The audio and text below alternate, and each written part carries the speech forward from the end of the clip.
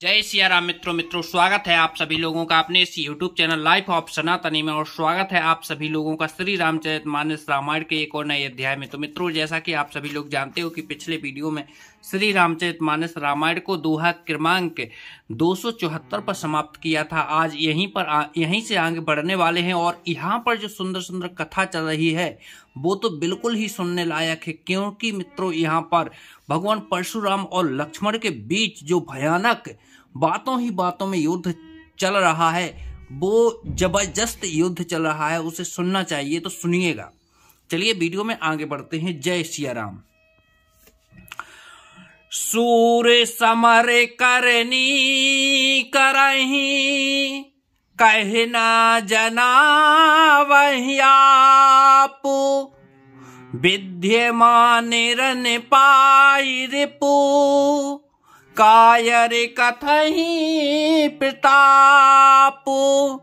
सूरवीर तो युद्ध में करनी सूरवीरता का कार्य करते हैं, कहकर अपने को नहीं जानते, शत्रु को युद्ध में उपस्थित पाकर कायर ही अपने प्रताप की डींग मारा करते हैं। तुम्हें तो कालो हाक जनु लावा बारे बारे मुहे लागे बुलावा। सुनत लखन के वचन कठोरा परशु सुधर धरे कर घोरा। आप तो मानो काल को हाक लगाकर बार बार उसे मेरे लिए बुलाते हैं। लक्ष्मण जी के कठोर वचन सुनते ही परशुराम जी ने अपने भयानक फरसे को सुधार कर हाथ में ले लिया। विजन दे दोष मोह लोगो कटुबाद बालक बध जोगो बाल बिलोक बहुत में बाचा अब यही मर निहार भाषाचा। और बोले अब लोग मुझे दोष ना दें, एक कड़ुआ बोलने वाला बालक मारे जाने की ही योग्य है। इसे बालक देखकर मैंने बहुत बचाया, पर अब यह सचमुच मरने को ही आ गया है।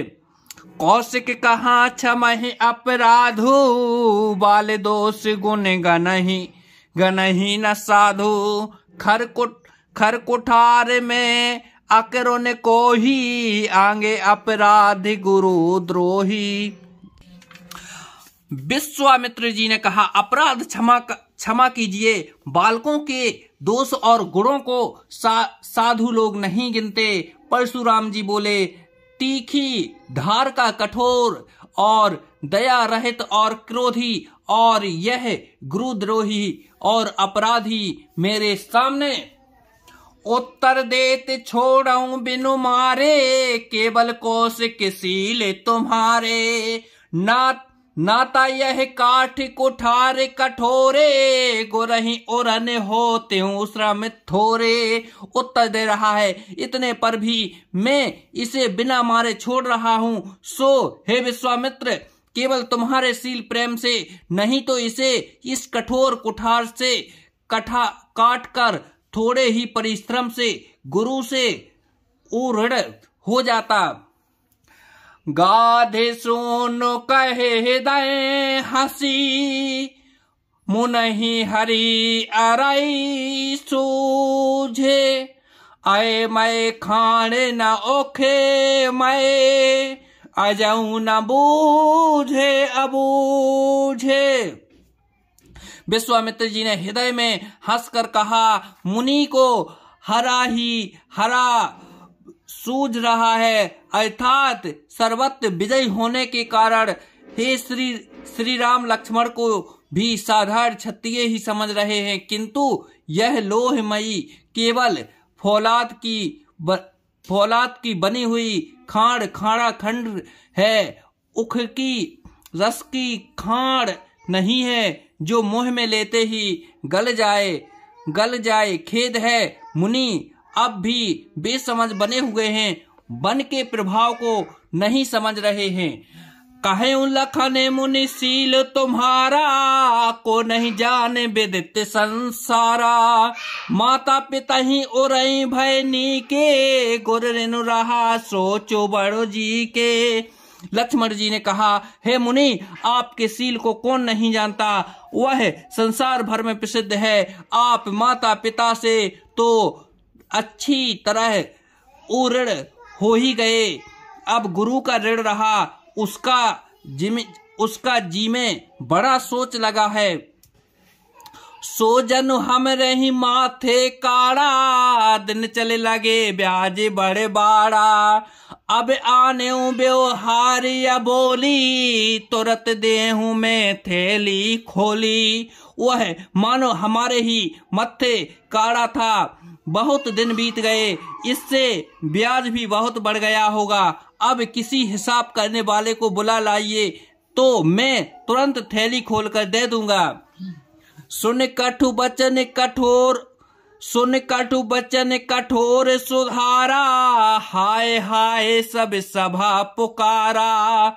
भृगुवर परसु देखा वहु मोही, विप्र विचारे बचहु नृप दोही। लक्ष्मण जी के कड़वे वचन सुनकर परशुराम जी ने कुठार संभाला, सारी सभा हाय हाय करके पुकार उठी। लक्ष्मण जी ने कहा, हे भृगश्रेष्ठ, आप मुझे फरसा दिखा रहे हैं, पर हे राजाओं के शत्रु, मैं ब्राह्मण समझकर बचा रहा हूं, तरह दे रहा हूं। मिले न कबहू भोटन रन गाड़े, दुज देवता धरही के बाड़े। अनुचित कहीं सब लोग पुकारे, रघुपति सह नहीं लखन निवारे। आपको कभी रणधीर बलवान वीर नहीं मिले, हे ब्राह्मण देवता, आप घर ही में बड़े हैं, यह सुनकर अनुचित है कहकर सब लोग पुकार उठे। तब श्री रघुनाथ जी ने इशारे से लक्ष्मण जी को रोक दिया। लखन ने उतरे आहुति हरसे, भृगुबर को पुकुसानो। बढ़त देख जल समय बचन, बोले रघुकुल भानो। लक्ष्मण जी के उत्तर से तो आहुति के समान थे। परशुराम जी के क्रोध रूपी अग्नि को बढ़ते देखकर रघुकुल के सूर्य श्री रामचंद्र जी जल के समान शांत करने वाले वचन बोले। नाथ करहु बालक पर छोहू, सुध दूध मुख करई न कोहू। जो पे प्रभु प्रभाव कछु जाना, तो की बराबरी करत आए न आयाना। हे नाथ, बालक पर कृपा कीजिए, इस सीधे और दूध मुहे बच्चे पर क्रोध न कीजिए। यदि यह प्रभु का आपका कुछ भी प्रभाव जानता, तो यह बेसमझ आपकी बराबरी करता। लोल जो लार का कछु अचगरी करही, गुरु पितु माते मोदे मन भरही। करई कृपा से सुसेवक जानी, तुम समशीले धीरो मुन ज्ञानी। बालक यदि कुछ चपलता भी करते हैं, तो गुरु पिता और माता मन में आनंद से भर जाते हैं। अतः इसे छोटा बच्चा और सेवक जानकर कृपा कीजिए। आप तो समदर्शी, सुशील, धीर और ज्ञानी मुनि हैं। राम बचन सुन कछुक जुड़ाने, कहे कछु लखनो बहुरे मुस्काने। हसत देख नख सिख रिस व्यापी, राम तोर भ्राता बड़े पापी। श्री रामचंद्र जी के वचन सुनकर वे कुछ ठंडे पड़े। इतने में लक्ष्मण जी कुछ कहकर फिर मुस्कुरा दिए। उनको हंसते देखकर परशुराम जी के नख से शिखा तक सारे शरीर में क्रोध छा गया। उन्होंने कहा, हे राम, तेरा बड़ा भाई बड़ा पापी है। गौर शरीर श्याम मन माही, काले कोट मुख पय मुख नाही। सहज टेढ़ अनुहर ही न तोही, नीचु मीचु सम देख न मोही। यह शरीर से गोरा और हृदय का बड़ा काला है। यह विषमुख है, दूध मुहा नहीं, स्वभाव से ही टेढ़ा है। तेरा अनुसरण नहीं करता। तेरे भैया शीलवान नहीं है। यह नीच मुझे काल के समान नहीं देखता। लखन कहे हसी सुनहु मुनि, क्रोध पाप ऊपर मूले, जहि बस जन अनुचित करही, चरही बेसो प्रतिकूल। लक्ष्मण जी ने हंसकर कहा, है मुनि सुनिए, क्रोध पाप का मूल है, जिसके बस में होकर मनुष्य अनुचित कर्म कर बैठते हैं और विश्व भर के प्रतिकूल चलते सबका अहित करते हैं।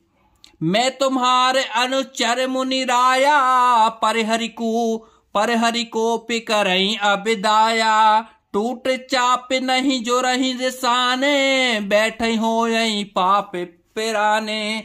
है मुनिराज, मैं आपका दास हूं, अब क्रोध त्याग दया कीजिए। टूटा हुआ धनुष क्रोध करने से जुड़ नहीं जाएगा, खड़े खड़े पैर दुखने लगे होंगे, बैठ जाइए।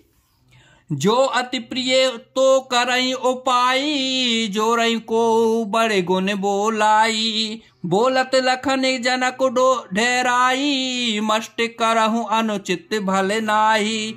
यदि धनुष अत्यंत ही प्रिय हो तो कोई उपाय किया जाए और किसी बड़े गुणी कारीगर को बुलाकर जुड़वा दिया जाए। लक्ष्मण जी के बोलने से जनक जी डर जाते हैं और कहते हैं, बस चुप रहिए, अनुचित बोलना अच्छा नहीं है।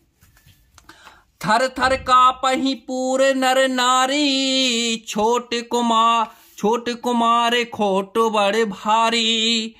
भृगपति सुने निर्भय बानी, रिस तन जरई होए हल बलहानी। जनकपुर के स्त्री पुरुष थर थर कांप रहे हैं और मन ही मन कह रहे हैं कि छोटा कुमार बड़ा ही खोटा है। लक्ष्मण जी की निर्भर वाणी सुनकर परशुराम जी का शरीर क्रोध से जला जा रहा है और उनके बल की हानि हो रही है, उनका बल घट रहा है। बोले राम ही दे निहोरा, बचऊं बेचारे बंधु लघु तोरा। मन मलिन तन सुंदर कैसे, बिसरस भरा कनक घटु जैसे। तब श्री रामचंद्र जी पर यह शान जानकर परशुराम जी बोले, तेरा छोटा भाई समझकर मैं इसे बचा रहा हूँ। यह मन का मेला और शरीर का कैसा सुंदर है, जैसे विष के रस में भरा हुआ सोने का घड़ा। सोने लक्ष्मण बेह से बहोरे, नयन तरे रे राम। गुरु समीप गौ ने सकुच, परिहरि बानी बाम। यह सुनकर लक्ष्मण जी फिर हंसे। तब श्री रामचंद्र जी ने तिरछी नजर से उनकी ओर देखा, जिससे लक्ष्मण जी सकचाकर विपरीत बोलना छोड़कर गुरु जी के पास चले गए। अति विनीत मृदु शीतल बानी, बोले राम जोरे गोने पानी। सुनहु नाथ तुम सहज सुजाना, बालक बचन करहु नहीं काना।